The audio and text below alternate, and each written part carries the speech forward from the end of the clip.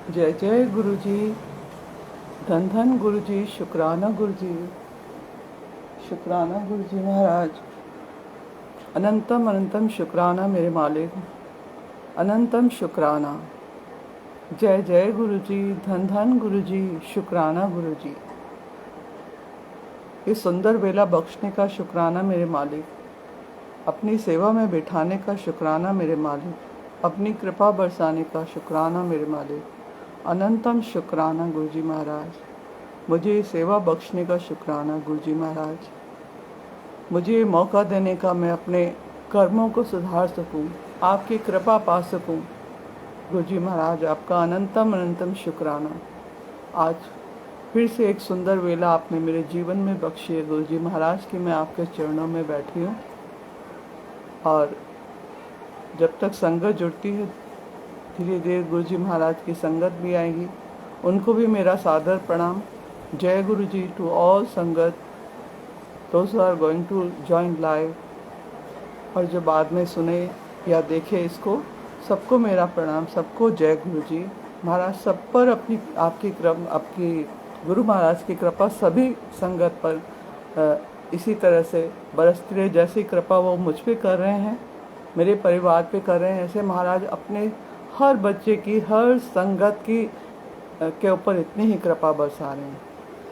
उनकी अनंतम कृपा जो है, नीलम आंटी, जय गुरु जी महाराज की कृपा निरंतर हम संगत के ऊपर बरस रही है।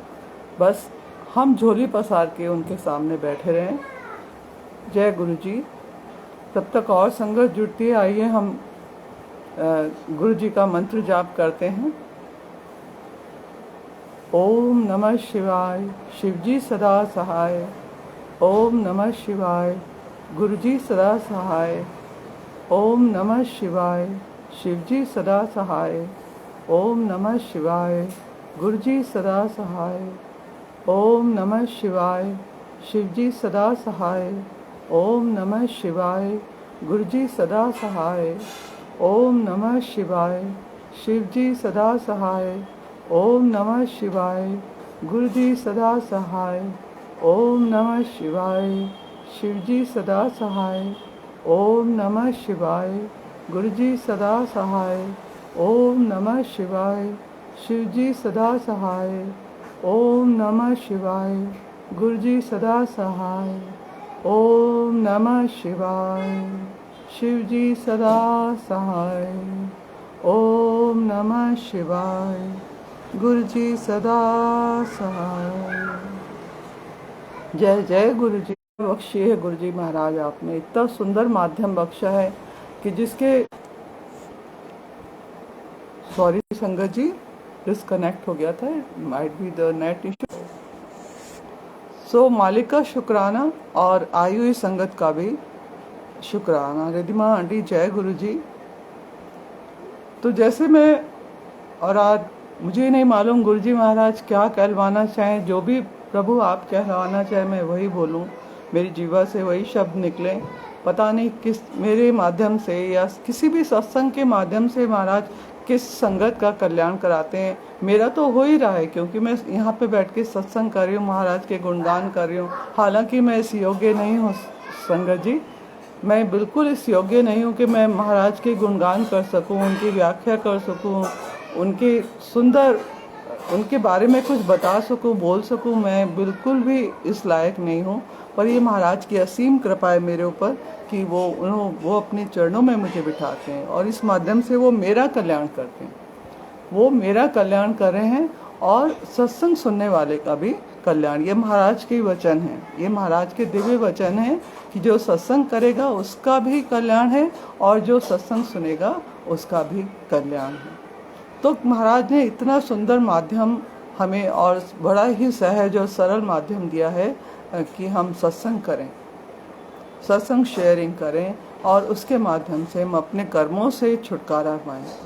बहुत सारे पाप कर्म हैं जो अभी इस वक्त बिठा के सुना के जो महाराज उससे हमें बाहर निकालते हैं।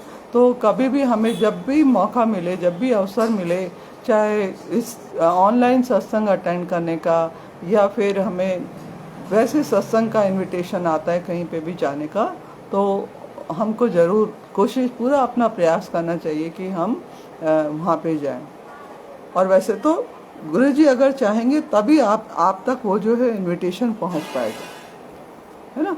वो चाहेंगे तभी आपका वहाँ जाना संभव हो पाएगा, वरना कई बार ऐसा होता है कि वाकई में हम किसी जगह जाना चाहते हैं लेकिन हम पहुँच नहीं पाते हैं। तो हमें समझ जाना चाहिए, अगर हमारे प्रयास करने पर भी हमें किसी चीज़ में सफलता नहीं मिल रही है, वो कार्य हमारा नहीं हो पा रहा है, तो हमें ज़्यादा उसके लिए चिंतित या परेशान या दुखी नहीं होना चाहिए कि अरे मैं तो मतलब कर रही हूँ मगर क्यों नहीं हो रहा है ये। क्योंकि तब हमें समझ जाना चाहिए कि ये महाराज की ऐसी ही इच्छा है कि ये ना हो, वही आपके लिए अच्छा है, वही आपके लिए श्रेष्ठकर है कि अभी आप ठहर जाएं, थम जाओ, ये सही और उचित समय नहीं है कि आप जाएं। मतलब हर कार्य से लेके इवन महाराज के सत्संग में पहुंचने तक, है ना। सत्संग चाहे पहुंचे या ऑनलाइन, इतने ऑनलाइन सत्संग होते हैं लेकिन हम हर सत्संग अटेंड नहीं कर पाते।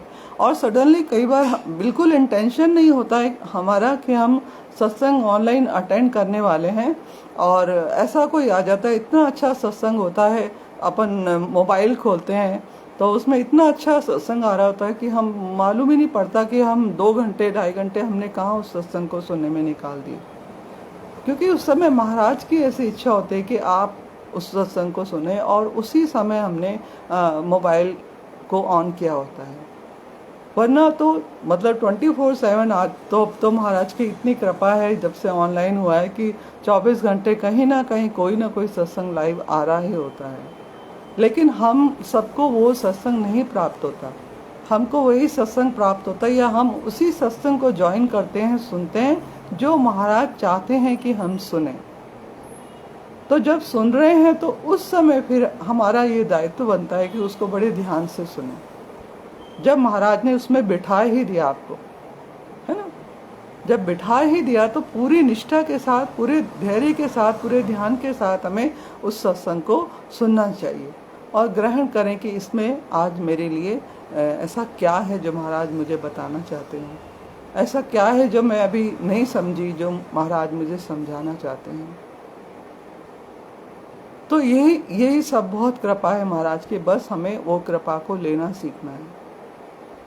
किस तरह से कब महाराज किस और हमारी जीवन की जो डगर है उसको मोड़ रहे हैं, किस तरफ मोड़ रहे हैं, सहजता से उस तरफ चल जाओ। क्योंकि अब तो जब इतना समय हो गया है गुरुजी के साथ जुड़े हुए, तो संगत जी धीरे धीरे तो गुरुजी महाराज को कुछ कुछ ऐसा तो नहीं, हम पूर्ण रूप से तो हम कभी नहीं समझ सकते, वो तो महाशिव हैं, उनको तो कभी पूर्ण रूप से तो ब्रह्मा विष्णु भी नहीं समझ सके। तो हम तो तुच्छ से प्राणी, कलयुग के, वो भी हम सतयुग में भी नहीं हुए, हम कलयुग में पैदा हुए हैं, तो कैसे हम उनको पूरी तरह से जान पाएंगे बिना अंकल जय गुरुजी। फिर भी जितनी अपनी जो महाराज ने अल्प बुद्धि हमारे पास है, जितना हम समझ सकते हैं, तो उसमें हमें प्रयास करना चाहिए उसका जुड़ने का। और वैसे हम चाहे हमारे पास कितनी भी बुद्धि हो, हम समझते वही हैं जितना महाराज हमको समझाना चाहते हैं। ये भी एक बहुत अच्छा, मतलब बिल्कुल अच्छा सत्य है ये पूर्ण रूप से, कि चाहे आप कितने भी चतुर हो, कितने भी आप इंटेलिजेंट हो, कितने भी बुद्धिमान हो, कितनी भी आपकी शिक्षा हो, डिग्रियां हो आपके पास, तो जब तक महाराज आपको समझाना नहीं चाहेंगे तब तक आपको समझ आएगा भी नहीं। ये भी एक अद्भुत लीला है महाशिव की। महाशिव है ना वो, है ना, हमारे गुरु महाशिव हैं, तो उनकी तो अद्भुत लीला है। वो कब क्या लीला कर रहे होते हैं हमको समझ ही नहीं आता है, बस उसमें बहते चलो। हम बस इतना कर सकते हैं कि उनकी लीला का जो प्रवाह है ना, जो उनके प्रेम का, उनके सत्संग का, उनके आनंद का जो प्रवाह है, उसमें सहजता से बहते चले जाएं और उस आनंद को लें, प्राप्त करें। तो जब वो चीज़, जब सहजता से कोई चीज़ अंदर जाती है ना, तो उसका जो इफेक्ट होता है वो बहुत ही लॉन्ग लास्टिंग भी होता है ना। वो गहराई से हमारे अंदर बैठती है। जिस चीज़ को अपन बिना बहुत ज़्यादा बुद्धि लगाए उसको समझते हैं, उसको ग्रहण करते हैं, उसको स्वीकार करते हैं महाराज की बात को, तो वो हमारे अंदर गहराई तक उतरती है।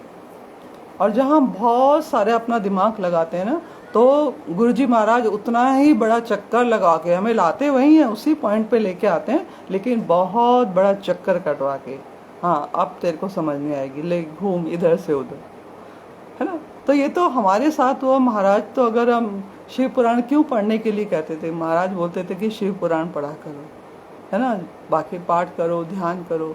शिव पुराण जब पढ़ते हैं ना, तो ऐसी बहुत सारी चीज़ें हैं जो हम मतलब समझ पाते हैं। इवन गुरुजी महाराज को बहुत अच्छे से समझ पाते हैं।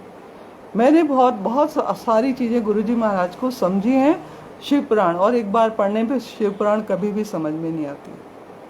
कुछ वो मतलब एक बार पढ़ोगे तो हाँ बस ऐसे स्टोरी टाइप ऑफ पढ़ते जाओगे, पढ़ते जाओ, उसका जो कहीं कहीं तत्व अभी भी, या हालांकि महाराज मुझे तीसरी बार पढ़वा रहे हैं, लेकिन अभी भी बहुत सारी चीज़ें होती हैं जो समझ में नहीं आती है। लेकिन जब भी मैं ऐसा कोई अब क्वेश्चन ऐसे दिमाग में आता है कि ऐसा क्यों, तो वो कहीं ना कहीं किसी न किसी सत्संग के माध्यम से महाराज वो आंसर भी मुझे समझा देते हैं और उससे बता देते हैं कि ये देखो ये रीज़न है, ये जो मैंने लीला की किसी अध्याय में पर्टिकुलर लीला जो होती है वो करते हैं, तो समझ में आ जाता है कि महाराज का ये करवाने का ये वजह थी, या उन्होंने जो ये सब कुछ सेट किया एग्जाम्पल, वो हमारे लिए ही होता है ना।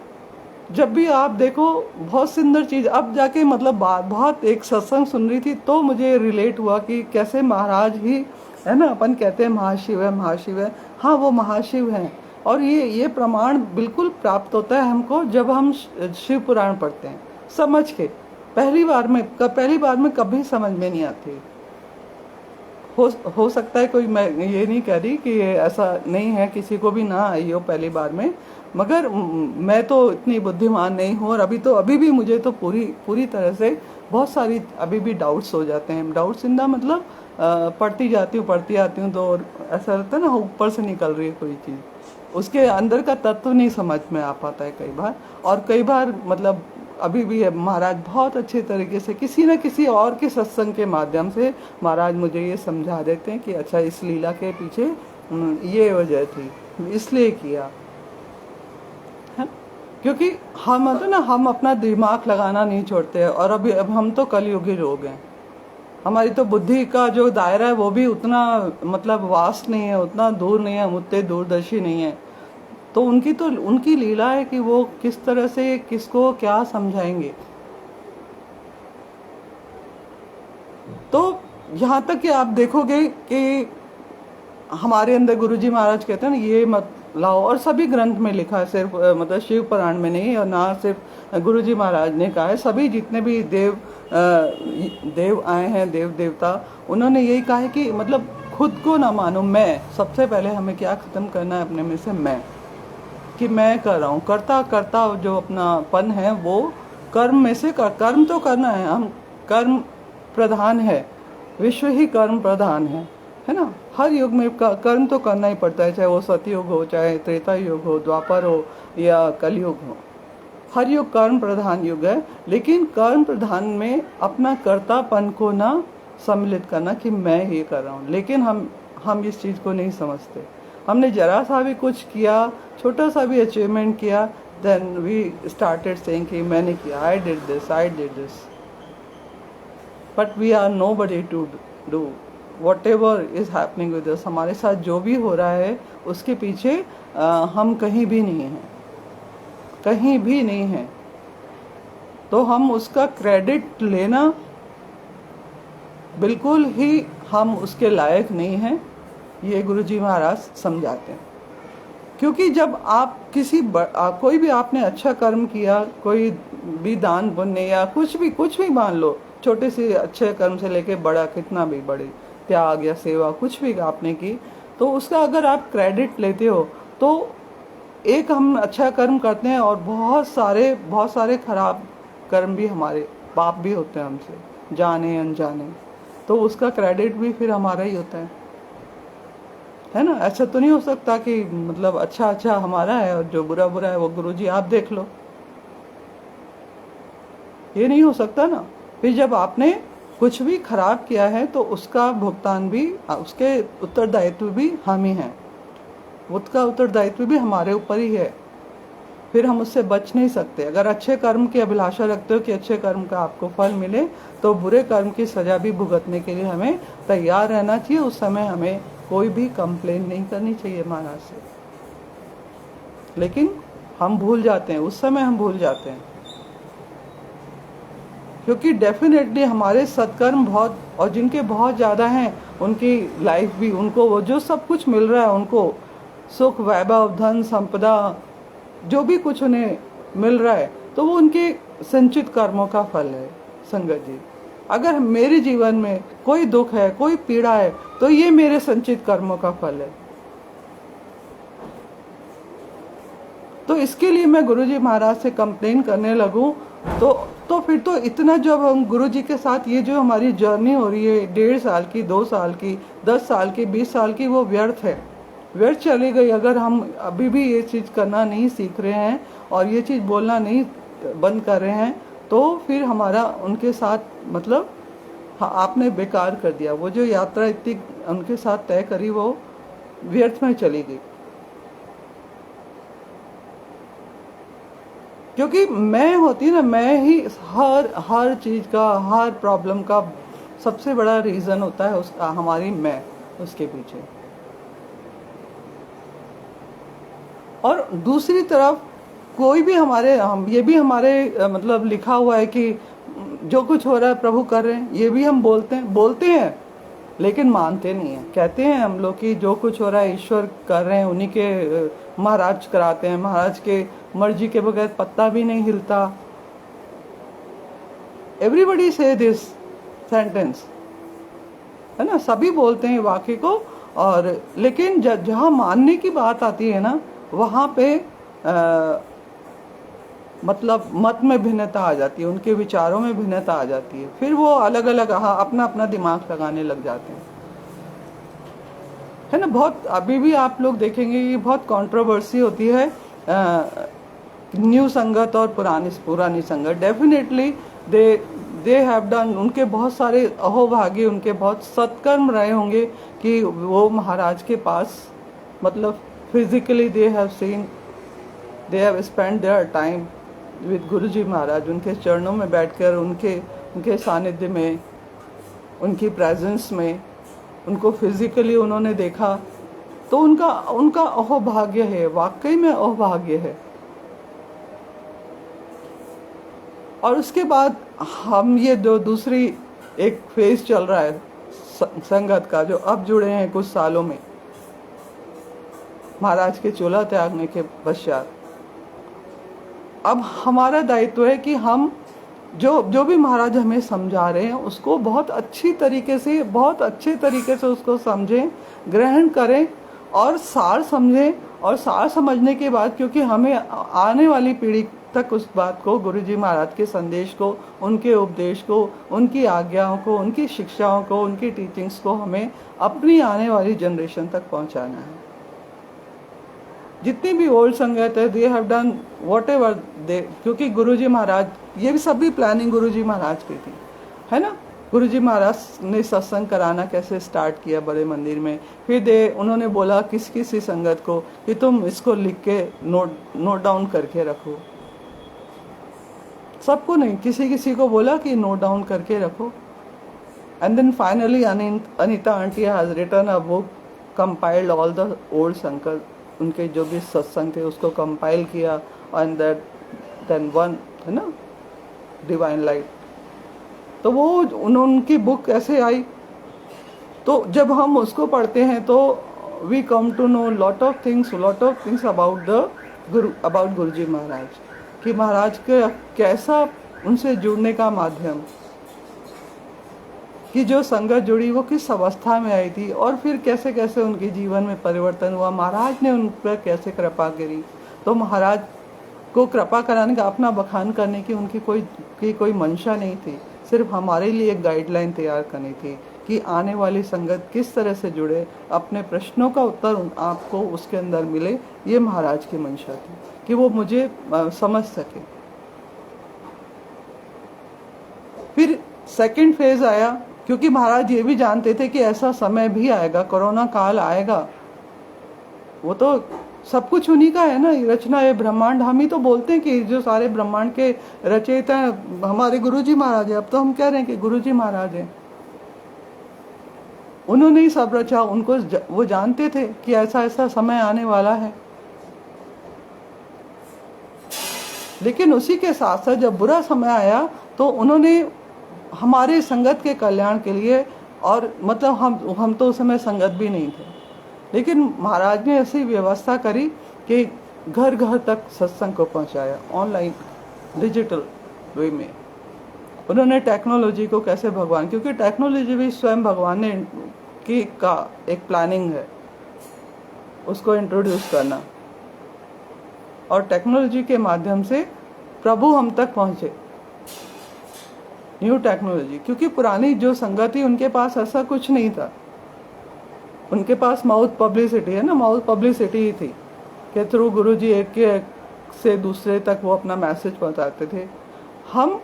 हमारे पास और अब वास्ट एरिया हो गया, क्योंकि गुरुजी जानते थे then he has to spread, उनको और ज़्यादा से ज़्यादा संगत तक पहुंचना है, सबका कल्याण करना है, सबकी रक्षा करनी है मुझे। किस किस को जोड़ना है, किस संगत का कौन, मतलब उनका समय था जुड़ने का। ये महाराज की कृपा थी कि उन्होंने जोड़ा।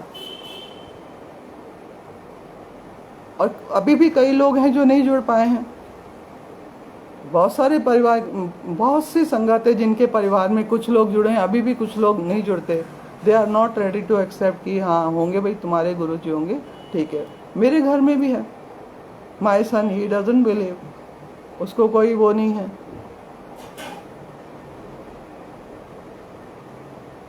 तो ये सब लीला है भगवान की, क्योंकि अभी उसका जुड़ने का मैं बहुत बार क्वेश्चन करती हूँ, बहुत मतलब प्रेयर भी करती हूँ गुरुजी महाराज से इसके बारे में कि महाराज, पर महाराज ये मतलब मुझे आंसर देते हैं कि जैसे तुझे जोड़ा ऐसे एक दिन वो भी जुड़ जाएगा, है ना। मैंने भी थोड़ा ना सोचा था कि मैं मतलब इतना इतना अपन दीवाना, कि हम में से किसी ने भी आज से, अगर हम कुछ वर्ष पहले जब तक हम गुरुजी को नहीं जानते थे उससे, और अगर हम आज से अगर अपन कंपेयर करें तो हम सोच भी नहीं सकते थे कि हम इतने दीवाने हो जाएंगे उनके।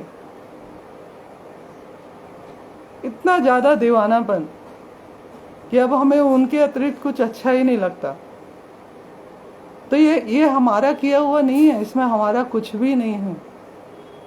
ये उनकी कृपा है जो हम पर बरस रही है, जो हमको उनसे जोड़ा हुआ है, उनके चरणों में बिठाया हुआ है। दिव्य आंटी जय गुरु जी, ये उनकी कृपा है। लेकिन फिर भी जब बात आती है ना किसी चीज, कोई भी नेगेटिव चीज हो रही है ना, पॉजिटिव भी हो रही है इस समय, बहुत सारी चीजें नेगेटिव भी हो रही है, मैं मानती हूँ, आई एम एग्री, है ना। Some are misusing the name of Guruji Maharaj, ठीक है। मैसेज को लेके बहुत ओल्ड संगत में और न्यू संगत में बहुत कंट्रोवर्सी है।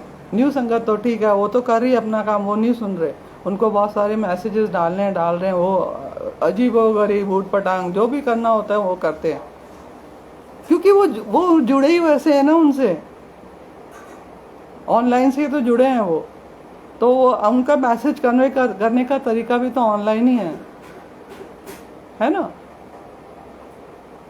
पोस्ट डालते हैं, रील्स डालते हैं, क्योंकि उन्हीं से तो जुड़े हैं, उनकी कनेक्टिविटी उसके थ्रू हुई है। और गुरुजी महाराज जानते हैं ना कि वो ऐसा कर रहे हैं, then why they are worried about this कि आप लोग गलत कर रहे हो, आपको ऐसा नहीं करना चाहिए, गुरुजी ने ऐसा नहीं कहा, गुरुजी ने ये नहीं किया। जब आप जानते हो कि एवरीथिंग इज डन बाय गुरुजी महाराज, तो he is very much aware कि व्हाट न्यू संगत इज डूइंग।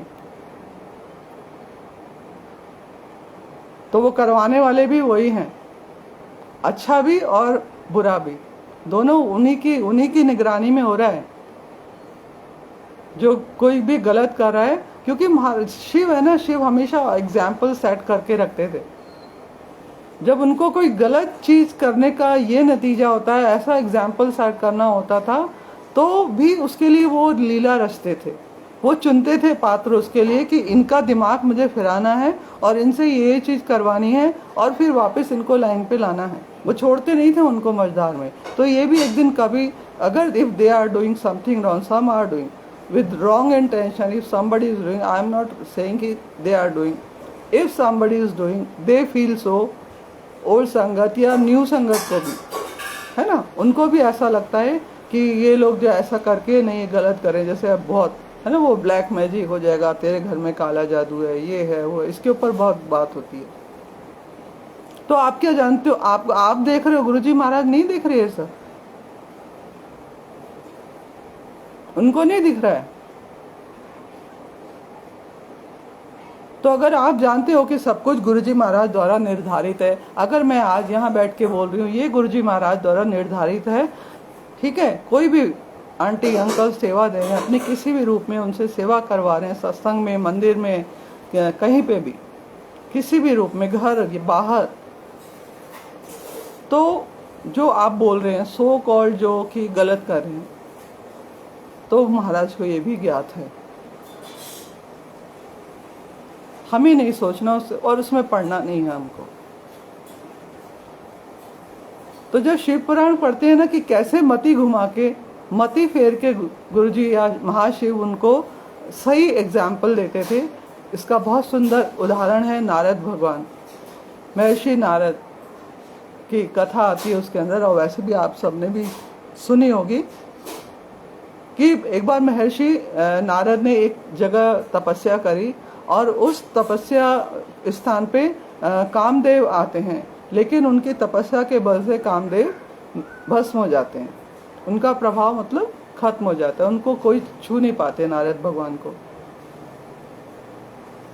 लेकिन नारद जी इस बात से अनभिज्ञ थे, या जानते हुए भी उनको भी मालूम था कि ये जो पर्टिकुलर स्थान है, इस जगह पे पहले शिव तपस्या कर चुके हैं, और उस समय जब कामदेव उनकी तपस्या भंग करने आए थे तो उन्होंने कामदेव को भस्म किया था।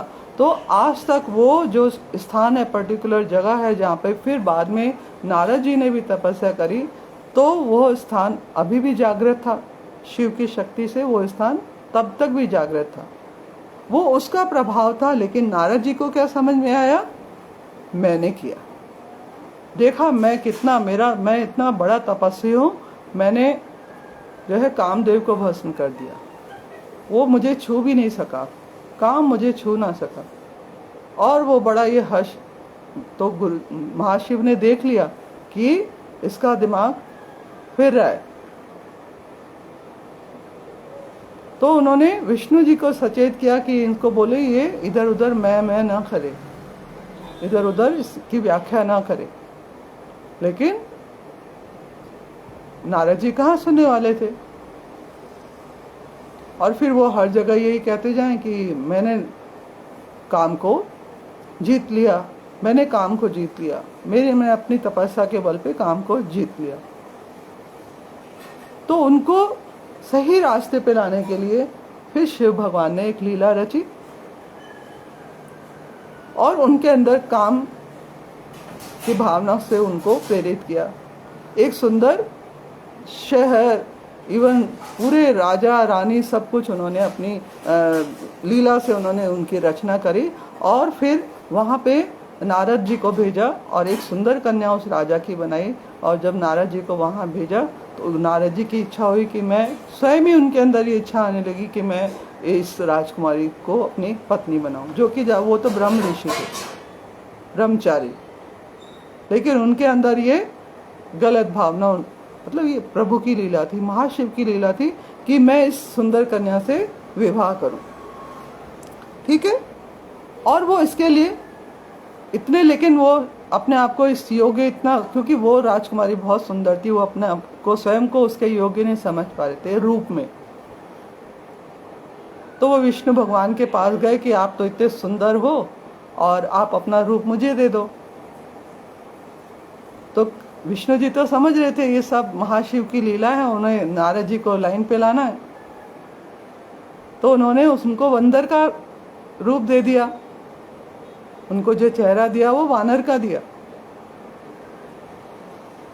और वो बिल्कुल अनभिज्ञ इस चीज से कि मेरा चेहरा, वो तो सोच रहे मेरा चेहरा बहुत सुंदर है विष्णु भगवान की तरह, अब तो वो राजकुमारी का स्वयंवर होगा तो वो मुझे ही चुनेगी, मुझे ही वरेगी और किसको नहीं चुनेगी। क्योंकि विष्णु से सुंदर और कौन होगा उस समय। मगर वो नहीं जानते थे कि उस चेहरे के में तो एक वानर का चेहरा है। और वो स्वयंवर में चले गए तो और वहाँ से बहुत अपमानित हुए। जब उन्हें इसका ज्ञान हुआ तो वो बहुत दुखी हुए और बहुत दुर्वचन भी बोले उन्होंने, और श्राप भी दिया विष्णु भगवान को कि तुम भी जैसे आज तुमने मुझे स्त्री सुख से विमुख रखा है, मेरे को विवाह नहीं करने दिया, या स्त्री से मुझे दूर कर दिया जिससे मैं विवाह प्रेम कर रहा था, मेरे मन में जिसके प्रति प्रेम था, कभी दिन तुम भी ऐसे स्त्री वियोग में घूमोगे और वानर ही तुम्हारे सहायता करेंगे, क्योंकि तुमने मुझे वानर रूप में बदला है। तो फिर जब उनको वापस ज्ञान देते हैं तो विष्णु ने सब तरीके समझाते हैं और उनके श्राप को बड़ी सहजता से ग्रहण भी करते हैं। जो भी कि नारद मुनि आपने जो भी श्राप दिया है तो मैं उसको ग्रहण करता हूँ, ऐसा ही हो जैसा आपने बोला है ऐसा ही होगा, ठीक है। लेकिन इसके पीछे ये लीला, और फिर उनको समझ में आती है कि ये सब भगवान शिव की लीला थी कि तुम्हारे अंदर जो अहंकार आया था, तपस्या का अहंकार जो आया था, उसको दूर करने के लिए भगवान शिव ने ये सब लीला रची, और मैं भी उसका एक पात्र था और तुम भी उसके एक पात्र थे। तो ऐसे भगवान को जब स्वयं लीला रचनी होती थी तो ये इस लीला का तात्पर्य, इसका कनेक्शन था आगे, है ना। जब भगवान राम आए, फिर भगवान राम का सीता से वियोग हुआ, फिर वानर रूप हनुमान, सुग्रीव, इन लोगों ने सबने जो भगवान राम की सहायता करी। तो एक घटना का उस आगे वाली आने वाली घटना से जो है संपर्क होता है, कनेक्टिविटी होती है, ये हम नहीं जानते,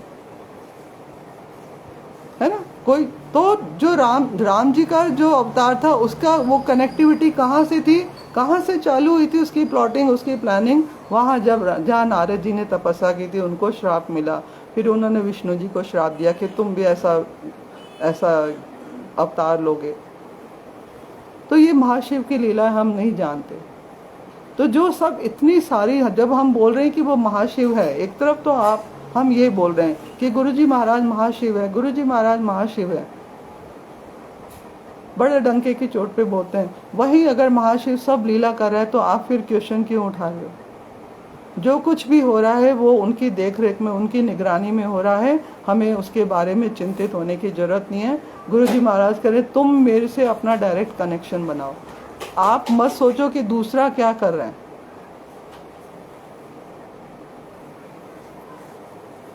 जो तुम्हें मुझसे कनेक्टिविटी बनानी है तुम बनाओ, वो रियलिटी है, बाकी सब मिथ्या है। आपके आसपास जो कुछ भी चल रहा है वो सब एक लीला है, लीला है, आपके आसपास एक रचा गया है, आप वो भी आपको सिखाने के लिए, समझाने के लिए। तो उसमें फंसो मत, उसको समझो, बस यही तो समझाना चाहते हैं। लेकिन मतलब मैं बोल रही हूँ इसका मतलब ये नहीं कि मैं बहुत पारंगत हो गई हूँ उसमें कि और मैं इससे इफेक्टेड नहीं होती। We are human being. जब वही कह रहे हैं, जब ब्रह्मा विष्णु तक और नारद जी वो तक उनकी लीला के उसमें घेरे में आ जाते थे, क्योंकि वो करवाना चाहते थे।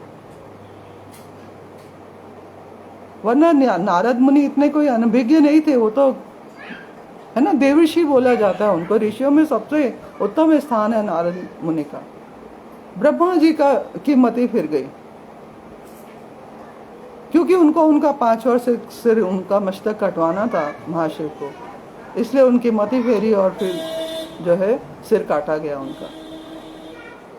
तो उन्होंने बताया जब जब आपके अंदर मैं, जहाँ पे भी, हमेशा उसका कारण ये रहा कि वहाँ पे मैं आई, मैं ये कर रहा हूँ, मैं करने वाला हूँ। जब वो ये चीज़ शिव तत्व को बोले अपने में से, क्योंकि वो जानते थे, ये जानते हुए कि हमें हमारी जो रचना हुई है, हमारी जो सृष्टि हुई है वो महाशिव के द्वारा हुई है, उसके बावजूद भी उनके दिमाग में कभी भी कहीं जरा सा भी अहंकार आता था अपने गुणों का, तो उनको शिवजी फट से घुमा के महाशिव जो है लाइन पे ले आते थे, और फिर वो जाते थे और जाके फिर क्षमा मांगते। फिर महाशिव कहते थे चिंतित ना हो, ये सब मेरी लीला थी। Same Guruji is doing the biggest, कितना सुंदर एग्जाम्पल है how we can connect, how we can say that he is Mahashiv. सिर्फ ऐसे बोलने के लिए नहीं कह रहे आप। अब वो ये चीज़ वही कह रही हूँ ना, जब हम शिव पुराण पढ़ते हैं ना तो इतनी ब्यूटीफुली कनेक्ट होती हैं ये चीज़ें, then you realise. That's why Guruji, इसीलिए गुरुजी बहुत ज़्यादा बोलते थे संगत को कि शिव पुराण पढ़ा करो। जो शिव पुराण पढ़ोगे तो समझ में आएगा कि गुरुजी की लीला भी समझ में आएगी, ना सिर्फ शिव की लीला समझ में आएगी, गुरुजी की लीला समझ में आती है बहुत अच्छे से। गुरुजी भी तो यही करते हैं, जब भी ऐसा कुछ होता है तो दिमाग में हमारे ऐसे उलझुल कोई भी बात आती है, या हम वो देखते हैं कि हमारा ट्रैक थोड़ा गलत हो रहा है, तो पनिशमेंट दे के या कुछ भी करके जो हमें गुरुजी महाराज सही लाइन पे ले आते हैं। छोड़ते नहीं, क्योंकि अब उन्होंने पकड़ लिया। जैसे महाशिव ने कभी छोड़ा नहीं था ब्रह्मा, क्योंकि उन्होंने तो रचना उनकी करी थी, वो छोड़ नहीं सकते थे उनको। लेकिन समय समय पर उनसे वो अपनी ही लीला के माध्यम से, क्योंकि उनको एग्जाम्पल सेट करना होता था, तो ऐसे ही गुरुजी करते हैं, सत्संग सुनाते हैं, है ना। उसके इतने सारे एग्जाम्पल्स हमको मिलते हैं। सत्संग mean so many examples that he has already setting with each and every sangat has their own and many satsang। कितने सारे सत्संग हैं, हर एक संगत के साथ वो अपना शेयर करते हैं, और उससे फिर हम एक दूसरे की बात, अपनी बातों को, अपनी हमारी जो शंकाएं होती हैं, या कई बार हम कुछ समझ जाते हैं, हम सोचते हैं कि हमने सही समझा है, लेकिन दूसरे का पॉइंट ऑफ व्यू समझते हैं कि नहीं नहीं नहीं, आई वॉज रॉन्ग, हाँ ये बात सही है ना। फिर हम करेक्शन भी कर लेते हैं, उसमें प्रयास करते हैं उसको ठीक करने का। सो ये सब गुरुजी की लीला है। तो हमें उसमें संगत जी नहीं पढ़ना है कि कौन क्या कर रहा है, कौन कैसा मैसेज दे रहा है ना। अब कोई जिसने नहीं देखा है ना, गुरुजी की अमृत वर्षा होती है, इस पे भी बहुत कंट्रोवर्सी होती है, क्योंकि उन्होंने नहीं देखी तो इसका मतलब ये नहीं है कि नहीं होती है। आप क्यों बोल रहे हैं कि आपके गुरु इतने योग्य नहीं है कि वो ये चमत्कार कर सकें? तो कहीं ना कहीं अगर आप क्वेश्चन उठा रहे हैं तो आपको अपने गुरु पे डाउट है। He can do anything, he can do. वो तो समय चलते समय को रोक लेते हैं, समय को परिवर्तित कर देते हैं, मौसम को बदल देते हैं। तो वर्षा करना कौन सा उनके लिए असंभव सा कार्य है कि नहीं हो सकता? उनके इम्पॉसिबल तो कुछ है ही नहीं। गुरुजी के डिक्शनरी में तो इम्पॉसिबल कुछ भी नहीं है। लेकिन क्योंकि मैंने नहीं देखा मेरी आंख से कि वर्षा हो रही है, तो मैं जो दूसरा कह रहा है मैं उस पर डाउट करूं? May be some are creating some scene, let them do what they are doing. Guruji knows each and everything. उनको मालूम है कहाँ क्या हो रहा है, कितना हो रहा है, गलत हो रहा है, सही हो रहा है, वो सब जानते हैं। कैसे उसको सुधारेंगे, कैसे उसे लाइन पे लाएंगे, वो भी उनको मालूम है। क्योंकि सही संगत के साथ साथ गलत संगत या जो कोई सो कॉल्ड संगत है, जो अपने आप को संगत कह के अगर वो कुछ भी ऐसा कर रही हैं, तो उनके आगे क्या होने वाला है, क्योंकि गुरुजी को मालूम है कि इनके आगे क्या होने वाला है, उसका वजह क्या है, उसकी वजह ये सब होगी या उनके कर्म होंगे।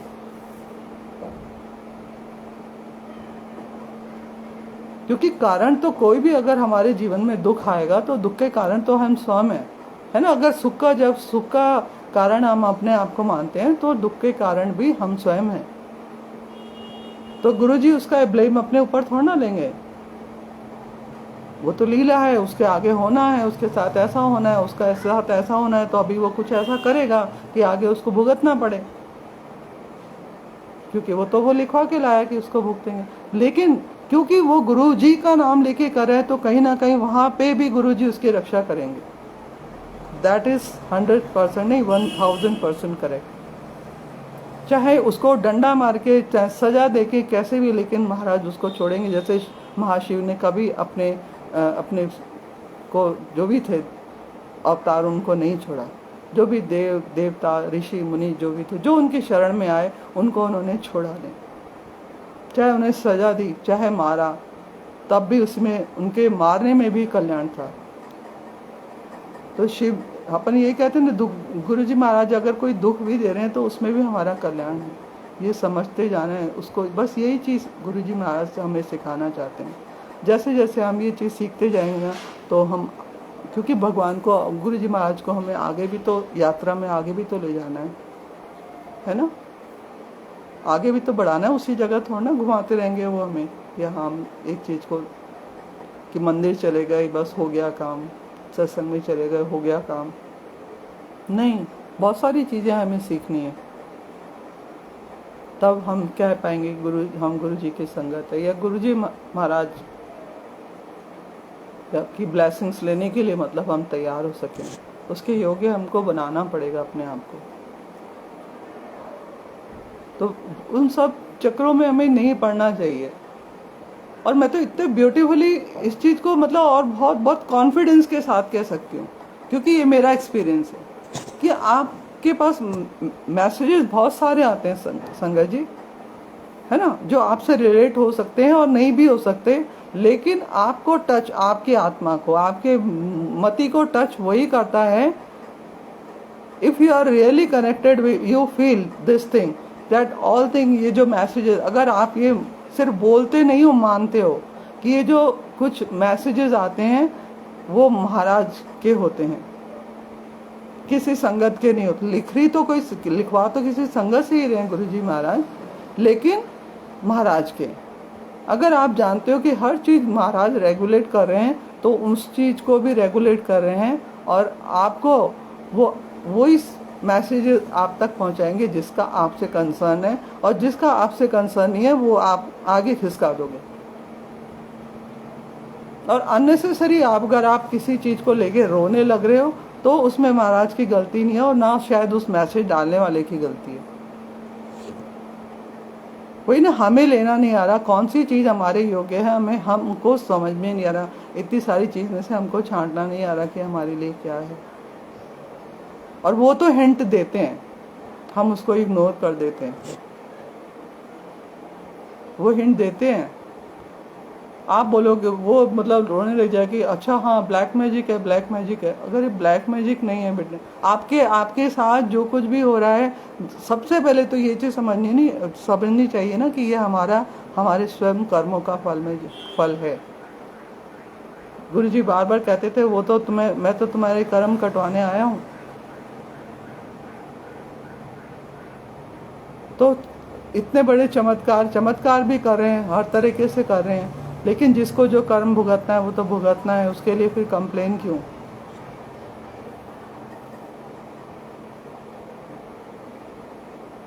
महाराज की लीला जो भी चल रही है ना, उसमें बड़े सहजता से बहते चलें, बस महाराज यही चाहते हैं। और जब हम उनके ऊपर छोड़ देते हैं ना, ही handles the thing so well. बस वो कहते हैं कि ये प्रभु, ये रहा मैं, जो भी हूँ जैसा भी हूँ, आप के चरणों में समर्पित। धीरे धीरे जब हम इस प्रैक्टिस को अपने लाइफ में लेके आने लगेंगे ना, धीरे धीरे स्लोली ग्रेजुअली, एक दिन में नहीं आएगा ये, तो जब फिर महाराज आपके साथ कुछ भी अनहोनी, कुछ गलत होने भी नहीं देंगे। फिर वो हमेशा रहते हैं वहाँ पे, उससे बाहर निकालने के लिए, उससे प्रोटेक्ट करने के लिए, आपकी लाइफ को स्मूथ करने के लिए वो वहाँ पे होते हैं। वो तभी तक नहीं आएंगे जब तक आप सरेंडर नहीं करेंगे, महाराज को नहीं मानेंगे कि Maharaj he is doing everything, you are everything, मैं कुछ नहीं हूँ, मैं कुछ नहीं कर रही हूँ, मैं कुछ नहीं कर रहा हूँ, ये मेरा किया नहीं है, अच्छा भी नहीं है और बुरा भी नहीं है। ऐसे नहीं कि अच्छा अच्छा है जो मेरा है, बुरा बुरा है वो आपका है, ऐसे नहीं चलता है ना। किसी चीज़ का हमें क्रेडिट नहीं लेना, करते जाना है ना। जो भी चीज़ चलती आ रही है उसमें बहते जाएं, उस धारा में जो हमारी जीवन की धारा है उसको बहते जाएं, और उसका किनारा महाराज स्वयं तय करेंगे कि कहाँ हमारा किनारा है, तारना है, डुबाना है। और जब उनका सहारा ले लेंगे तो डुबाएंगे तो नहीं, इतना तो निश्चित है। जिसने उनका हाथ थाम लिया, या महाराज ने, क्योंकि मैं तो महाराज के पास नहीं गई थी, महाराज स्वयं आए, है ना, तो उन्होंने मुझे पकड़ा। मेरे में अंदर सामर्थ्य कहाँ थी कि मैं उन तक पहुँच सकूँ। वो कृपा करने आए मेरे ऊपर। तो वो मुझे क्यों छोड़ेंगे? किसी भी परिस्थिति में नहीं छोड़ेंगे, और छोड़ते भी नहीं है, और छोड़ा भी नहीं है ना। अब जाके मतलब लीला समझ में आती है कि महाराज कब से किस किस रूप में वो हमसे जुड़े हुए थे। बहुत सारी संगत है ना। अब याद करिए कोरोना काल को, है ना। उस समय सबसे ज्यादा गुरु जी का जो नाम जो फैला है ना वर्ल्ड वाइड, वो दैट वाज द टाइम जब गुरु जी सबसे ज्यादा जो है कनेक्ट होते गए संगत से, क्योंकि वो समय था। और जिनको बचाना था, जिनकी रक्षा करनी थी, उनकी रक्षा हो गई, कुछ काम नहीं आया। और जो है ना, मैं अपनी कह रही हूँ, अपना एग्जाम्पल दे रही हूँ, और मेरे जैसे बहुत सारे सत्संग होंगे कि जिनके पास उस समय सैलरी नहीं आ रही थी, कुछ नहीं था, no bank balance, nothing, but my family was running. मुझे मेरे परिवार को एक भी दिन भगवान ने भूखा नहीं सुलाया। हमें मतलब इतना बीमारी नहीं पड़ने दिया कि मैं उसको संभालूंगी कैसे। कोरोना काल में मेरी आंखों का ऑपरेशन करवाया, है ना, हमें बचाया। बल्कि और साथ में कितने हजारों लाखों लोग ऐसे थे जो जिनके पास कितना ही पैसा था, धन था, दौलत थी, वो नहीं बचे। उनका पैसा काम ही नहीं आया उनको मतलब भागने देने वाला भी कोई नहीं था। इतना मतलब दर्द विदारक, इतना दुखदाई जो मतलब दृश्य था। उन्होंने कभी कल्पना की थी? उन्होंने इतना सारा धन जोड़ा था, इतने बड़े बड़े मकान, इतने महल, इंडस्ट्री, वो मतलब ऐसे चले गए, कुछ काम ही नहीं आया उनका पैसा उनके। और हम जैसों को, जिसके पास कुछ भी नहीं था उस समय, उनको भगवान ने ऐसे अच्छे तरीके से, मेरे हस्बैंड उसी ड्यूरेशन में, मतलब इतना बुरा समय आया, हस्बैंड की इतनी ज़्यादा क्रिटिकल कंडीशन, और कैसे भगवान सहजता से उनको मतलब हाथ पकड़ के बाहर ले आए। और जब पूरा लेके आए तो फिर दर्शन देने आए, देन वी रियलाइज कि हाँ गुरुजी महाराज आप थे वहाँ, वो कर रहे थे उस समय, है ना। जब हम अनभिज्ञ थे इस चीज़ से, जब ये सब चीज़ें से जब सब संभल गया, सब कुछ लाइन पे आ गया, ट्रैक आ गया, तो उन्होंने दर्शन आंखें दिए, प्रत्यक्ष, मतलब कि मैं हूँ इस सब के पीछे, क्योंकि उनको परिचय देना था ना। हम कैसे कनेक्ट हो? जब मैं कनेक्ट थी और परिवार में कोई कनेक्ट नहीं हो रहा था। कनेक्टेड इन द सेंस ऐसा नहीं कोई उनका जब तक, लेकिन हाँ सत्संग के माध्यम से, शब्द के माध्यम से मैं बहुत मतलब उनसे जुड़ने लगी थी महाराज से। तो उन्हीं महाराज की तो वचन है ना कि परिवार का एक सदस्य भी मुझसे जुड़ जाए तो फिर पूरे परिवार का मैं कल्याण कर देता हूँ। उन्होंने वो कहीं पे भी आप मतलब कितने एग्जाम्पल्स उठा के चलो, वो कभी भी महाराज का जो वचन है ना उससे इधर से इधर नहीं हुए, कभी नहीं हुए संगत जी। उन्होंने फिर उस वचन को मैं सुना था, ये सब है ना, कि एक भी जना जुड़ जाए तो मैं पूरे परिवार का कल्याण करता, और उन्होंने की पूरे परिवार की रक्षा करी।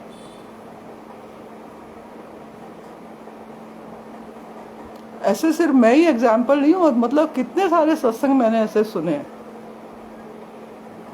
बहुत सारे सत्संग सुने कि कैसे करके एक जना जुड़ा तो फिर वो कोई आंटी जुड़ी और वो रिक्वेस्ट करती थी कि है ना कि कैसे मेरे हस्बैंड हैं वो नहीं जुड़ पाते थे, तो उनको भी धीरे धीरे गुरुजी ऐसे ही कुछ लीला रचते थे कि वो भी कनेक्ट हो गए। कितनी ब्यूटीफुल है ना। तो जो क्योंकि महाराज का स्वयं का वचन है, वो अपने वचन से कैसे फिरेंगे? वो नहीं फिरते, हम फिर जाते हैं। हम कलयुगी जीव हैं, क्योंकि हम सोचते हैं जो कुछ हो रहा है ना हम कर रहे हैं। जब ये आया तो फिर गुरुजी महाराज लाएंगे सही। फिर संगत जी कहने लगती है कि हाँ मैं नींबू की तरह निचोड़ते हैं। मैं तो नहीं मानती, क्योंकि कहाँ महाराज इतनी रक्षा करते हैं, हमारी इतनी रक्षा करते हैं। वो नहीं। अब वो मतलब इतने कठिन टेस्ट नहीं लेते जो, क्योंकि टेस्ट तो एक बहुत कठिन परिस्थिति क्रिएट करते हैं वो पहले जुड़ने से पहले, ठीक है, कई बार लिए हैं भी है, उसके बाद भी वो भी क्यों क्यों आएगा, क्योंकि कहीं ना कहीं उनको डाउट होने लगता है उसके बारे में कि इसे संभालना है मुझे, इसकी आस्था को, इसके विश्वास को मुझे और दृढ़ करना है। He has to set an example और faith, extreme faith in Guruji Maharaj. He has to set example for others. उनका वहाँ पे जो एम होता है उसको दुख देना, उसको नींबू की तरह निचोड़ना नहीं होता महाराज का। वो एक लीला का, उनकी रची हुई लीला का एक के पात्र होते हैं कि वो गुरुजी से जुड़े, फिर उनकी जो है ऐसी इस तरह की परिस्थिति आई, वो बीमारी के रूप में ले लो, है ना, चाहे फाइनेंशियल ले लो, किसी भी कंडीशन में ले लो, लेकिन उस समय भी उन्होंने महाराज पे दृढ़ विश्वास रखा और उसमें से महाराज उनको बाहर लेके आए। तो फिर वो क्या बोलते हैं, फिर वो उन्होंने एक मतलब होता है ना, एक ने ये टर्मोलॉजी यूज करी, then again somebody else is saying, और इस तरह से एक ये फ्रेज आ गई, नींबू की तरह निचोड़ते, फ्रेज यूज होने लग गया। तो उन्होंने जो नींबू की तरह निचोड़ा, to set an example, because he knew that already, Guruji Maharaj knew that this is the right person to whom I can select to take the exam, and to set an example for others, those who will listen the satsang of this sangat, and they will understand कि ऐसी भी अगर इतनी विकट स्थिति भी आ जाए तब भी हमें अपने ईश्वर पे भरोसा नहीं छोड़ना चाहिए। वही हमें बाहर लाएगा, वही उसमें से बाहर निकालेगा। गुरुजी महाराज ने अगर ये परिस्थिति दी है तो इस परिस्थिति से बाहर भी वही लेके आएंगे। वो विश्वास रखने के लिए उन्होंने पात्र चुनते हैं। कितनी कठिन कठिन परीक्षाएं, इतनी कठिन कठिन सेवाएं दी हैं। क्यों सेवा दी होती है किसी को? क्योंकि गुरुजी महाराज जानते हैं कि ये जो पर्सन है, पर्टिकुलर पर्सन है, ही इज कैपेबल। हर एक को वो सेवा नहीं मिलती है, चाहे वो मंदिर की सेवा हो, सत्संग करने की सेवा हो, कुछ भी सेवा हो। महाराज जी जानते हैं कि मैं इससे करवा लूंगा, तो वो उनको चुनते हैं उस चीज के लिए। तो उसमें हम मतलब संगत का या हमारा किसी का भी कोई भी बढ़ियाई नहीं है, हमारी तो कोई चतुराई है ही नहीं। और हम अगर ये समझने लगेंगे तो जरूर डूबेंगे।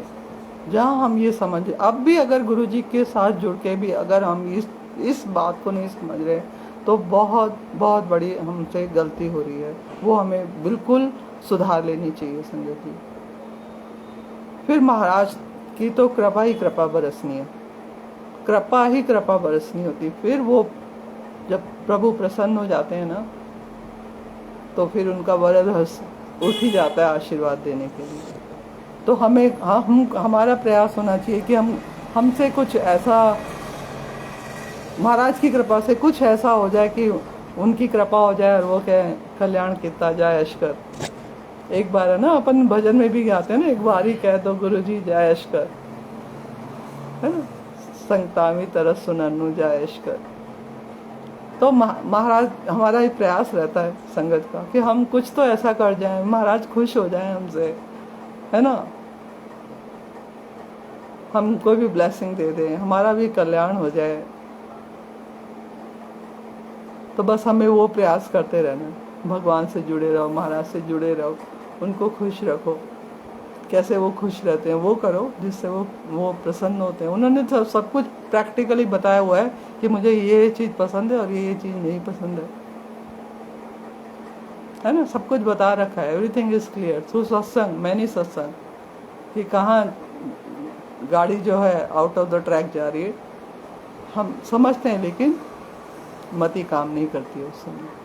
तो अगर कोई जा रहा है ना, अगर इस समय कोई भी संगत है, अगर ऐसा लगता है हमको कि नहीं, they are misusing the name of Guruji Maharaj, और या दूसरी जो संगत है, क्योंकि वो जुड़े हैं, वो कोई भी मैसेज पढ़ते हैं तो वो सोचते हैं कि ये गुरु जी का बैग भेजा हुआ है, तो वो उसको एक्सेप्ट करेंगे, है ना। हम आप एक्सेप्ट कर लो ना उसको, आपका कोई नुकसान नहीं होने वाला, कोई नुकसान नहीं होगा, क्योंकि आप जानते हो कि मेरे को जो मैसेज मिल रहा है मेरा गुरु भेज रहा है आपको। किसी ने भेजा, किस इंटेंशन से भेजा, उसके साथ उसकी करनी हो, उसके साथ अपने को कोई लेना देना नहीं है। हम तो महाराज ने हमको कुछ भेजा था कि ये सत्संग सुन लिया तो सुन लिया, और वाकई में वो ऐसा ही होगा ना, कोई चीज़ होगी तो हम आगे भी हो जाता है अपने आप आगे। और वाकई कई बार इतना खोल के सुनते हैं तो इतना सुंदर सत्संग सुनने मिलता है। सडनली कोई सत्संग चालू कर देते हैं और इतना सुंदर, अभी भी मतलब मैंने 2-3 सत्संग सुने ना, करीबन ढाई घंटे के सत्संग होंगे वो इस संगत के, 2-2.5 घंटे से ज़्यादा, और इतने सुंदर सत्संग थे, है ना। कोई सुनता है, पोस्ट कर देता है, डाल देता है कि मैंने सुना, सपोज मैंने सुना, मेरे को अच्छा लगा तो मैं भी शेयर कर दूंगी कि शायद कोई दूसरा भी सुन ले, मेरा इंटेंशन ये है। लेकिन उसके साथ फिर कोई लोग 2-4 लाइनें और ऐड कर दे तो करने दो ना, गुरु जी नोज एवरीथिंग। हमें क्या करना, उस सब पर पंच में नहीं पड़ना है। अपन तो गुरु जी के साथ बाँह पकड़ो, चलते चलो महाराज के साथ साथ। जो आपको उचित लगता है, आपका मन करता है, आपकी आत्मा कहती है कि हाँ मुझे ये करना चाहिए, कर लो। आपकी आत्मा से बड़ा गवाह कोई नहीं है ना। आपकी आत्मा की आवाज़ ही गुरु जी की आवाज़ है, कोई ऊपर से अनाउंसमेंट नहीं होती है।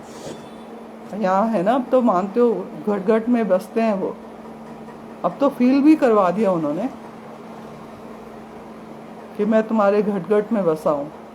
तो जो घट घट से आने वाली, जो हमारी अंतरात्मा से आने वाली आवाज़ है, वही गुरु जी की आवाज़ है। वो आपको समझा देंगे कि क्या आपके करने के लिए है और क्या आपको इग्नोर करना है। तो हम क्यों इस सब प्रपंच में पड़े कि ये हो रहा है, वो लोग ये गलत कर रहे हैं, कोई ये सही, किसी को सही ठहराना, किसी को गलत ठहराना, किसी के लिए जजमेंटल होना हमारा काम नहीं है। लेकिन हम तू कौन मैं खामखा, है ना, कहावत है ना कि हम बीच में उचक पड़ते हैं। इसलिए महाराज कहते थे कि सत्संग में जाओ, do not be more social, ज़्यादा सोशल मत हो, ज़्यादा रिलेशंस मत डेवलप करो, क्योंकि डेवलप करेंगे तो फिर कोई कुछ बोलेगा, अच्छा हाँ ये आपके दिमाग में भी कीड़ा काटेगा, फिर आप भी अपने व्यूज़ उसको प्रेजेंट करोगे और फिर एक एमलगम बन जाएगा, फिर एक नई बात निकल जाएगी, वो नई बात आगे पहुंच जाएगी।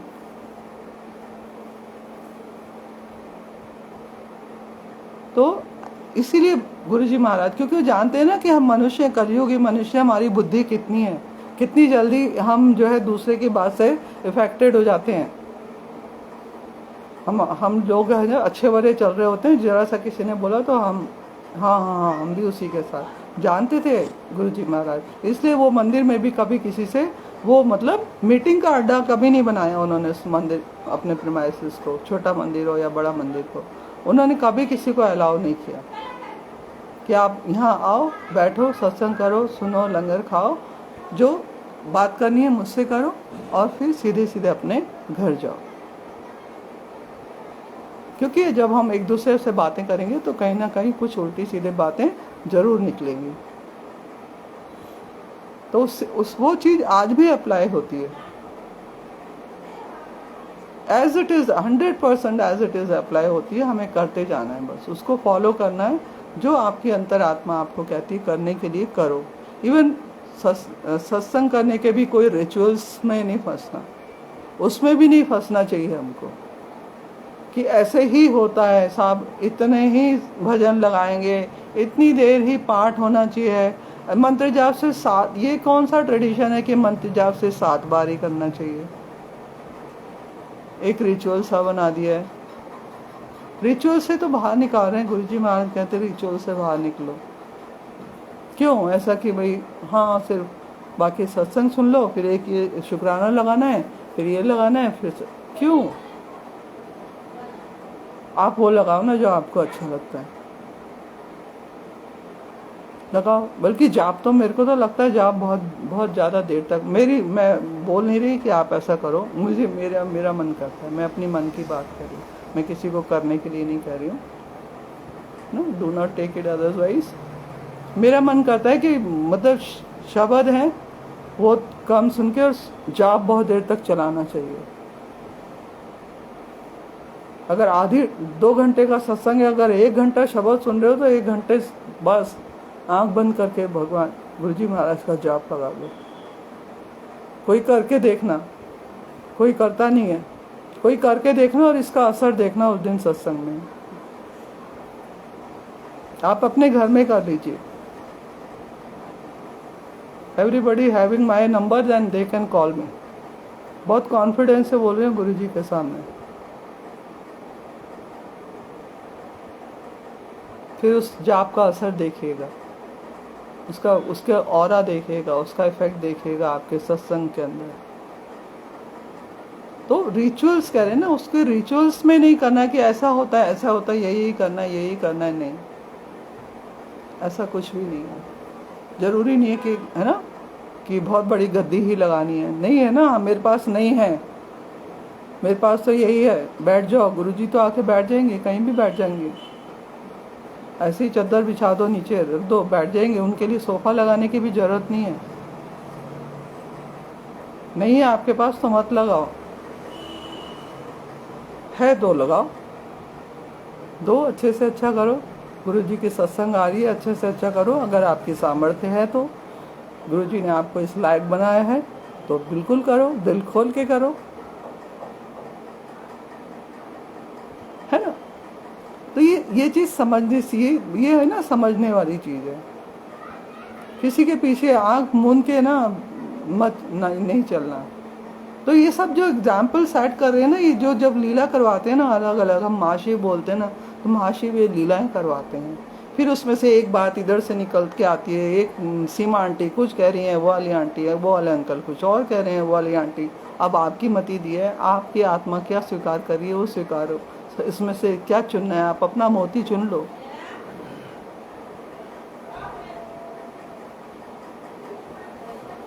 जो सुंदर मोती आपके लिए दिया है गुरुजी महाराज ने, उसको चुन लो।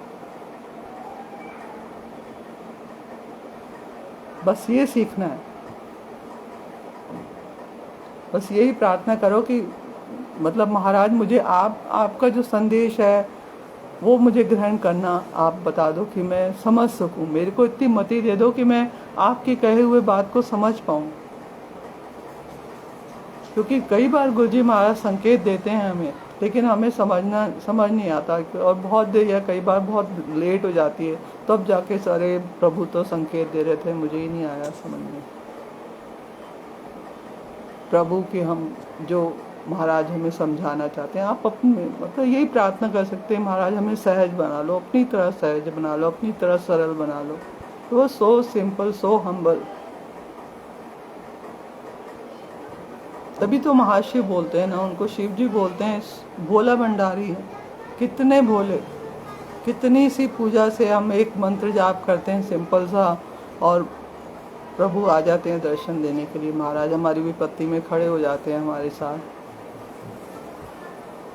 तो इससे सीधा, इससे सिंपल भगवान हमको कहाँ मिलेंगे।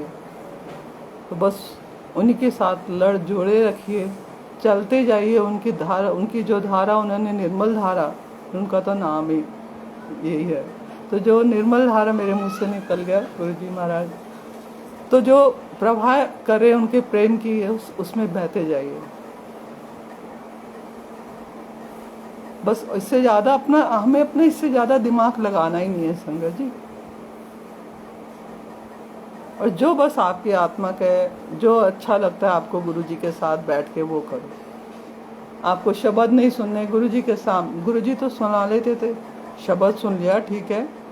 गुरुजी भी तो कहते थे ना, वो एक आंटी आई थी, वो क्या नाम है, सिंगर है ना, उनके शब्द भी हैं, तो वो उनका मैं शब्द सुनाऊं, तो कहते हैं मैं बहुत बोर हो गया शब्द सुन सुन के, तू कोई पुराना लता मंगेशकर का गाना सुना दे। महाराज स्वयं ही हिमसेल्फ सेड दिस। तो अगर हमारा, क्योंकि ये टू मेक द ईज,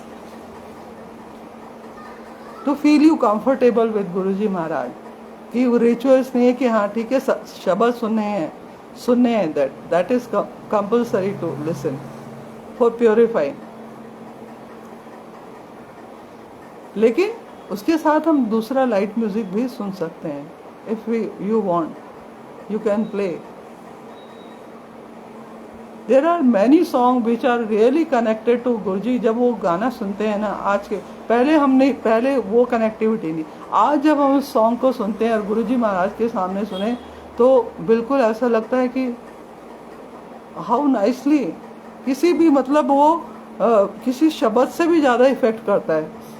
कुछ सॉन्ग इतने अच्छे लगते हैं मतलब गुरुजी के सामने सुनने में, गाने में, कि आप आज से पहले ऐसा नहीं था। आज जब वो गाते हैं तो अपने आप आंखों से आंसू बहने लग जाते हैं।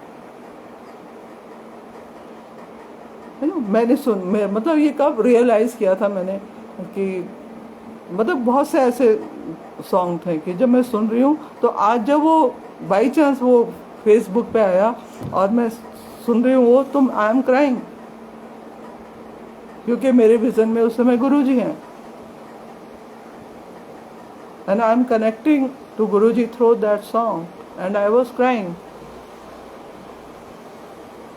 आज से पहले तो ऐसा नहीं था, because Guruji wants me to listen that song and how you can connect with through the song also you can connect to me. तो ये कोई रिचुअल्स नहीं कि गुरुजी के आगे बैठे हैं तो मैं शब्द सुन के ही होंगी कनेक्ट होंगी, नहीं, गाने से भी हो जाते हैं। मीरा भी तो गाती थी, वो आज भजन हो गए उनके, क्योंकि भक्ति में गाती थी, लेकिन थे तो प्रेम के गीत ही ना, वो प्रेम के गीत ही तब गाती थी मीरा। आज वो ये गीत क्योंकि उसमें उनकी भक्ति थी समाहित, तो वो भक्ति गीत हो गए, पर बेसिकली देखे जाए तो वो प्रेम गीत है।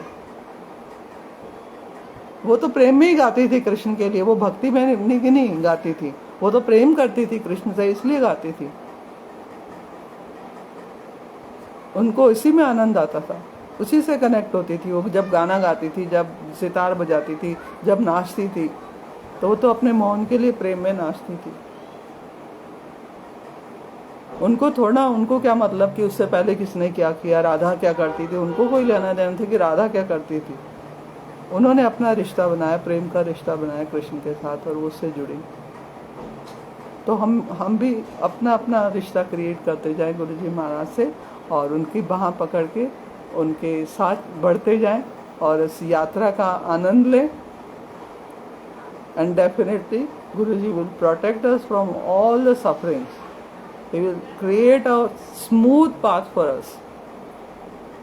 He will enlighten our life, our thoughts, our vision. With this thought only, मैं गुरु जी महाराज के चरणों में शीश नवाती हूँ। सारी संगत को भी जय गुरु जी। और मैं अपनी वाणी को यहीं विराम दूंगी। अगर मेरी किसी भी बात से किसी को भी आघात पहुँचा हो, दुख पहुँचा हो, मेरे वाणी से कुछ भी शब्दों से कुछ भी गलत निकला हो, तो मैं उसके लिए गुरु जी महाराज आपसे भी क्षमा मांगती हूँ, और संगत जी से भी क्षमा मांगती हूँ कि मुझे माफ़ करें, क्षमा करें, और गुरु जी को बहुत सारा प्यार करें। और इन एडवांस सारी संगत को, गुरु जी महाराज का बर्थडे आने वाला है 7 जुलाई के। We all are waiting, eagerly waiting for that, है ना। So everybody celebrate in best way, whatever you can do, spend your time with Guru ji Maharaj, have fun with him, listen song, dance, everything you do whatever you want to do with Guruji Maharaj that day. No restrictions, है ना। जो आपको अच्छा लगे उस दिन करो, dance करना, बंगड़ा करना, जो करना है। गुरुजी महाराज का बर्थडे है ना, that day, तो he will allow everything to make his संगत हैप्पी। तो बहुत जोर शोर से पूरे उत्साह के साथ मनाएं गुरु जी महाराज का। उनकी बहुत सारी, उस दिन तो महाराज प्रसन्न है, उनकी ब्लेसिंग सब पे होगी, अपार, है ना, अपार ब्लेसिंग्स होगी सबके ऊपर। तो वो मौका ना जाने दें, खूब आनंद लें, औरों को भी अपने साथ जोड़ें उसमें और खूब एंजॉय करें।